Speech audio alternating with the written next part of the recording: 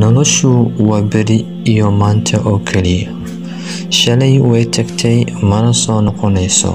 Farxadda iyo murugadana waa walaalo aan kala harin. Weligaa ha aaminin hadallada qof waliba, sababtoo ah dadka badankooda hadalladooda waa sidii malabkoo kale, halka qalbigooda uu yahay mariidka, yacni sidii suntoo kale.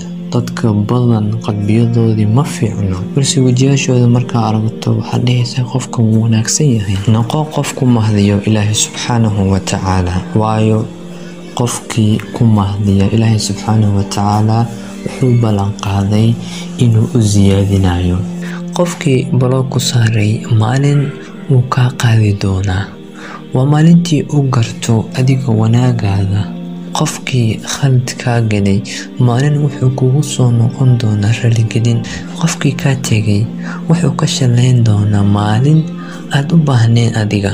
haddii qof aad u sheegto sir ka mid ah sirarkaaga, runtii waxaa siisay furaha noloshaadii, waayo ma fiicno qof inaad u sheegto sirtaada ilaa aad ka gaarayso guusha rasmiga aad ka leedahay nolosha. adduunyadan u shaqayso si adigoo weligaaba noolaanayo, aakhiradana u shaqayso si adigoo beri dhimanayo.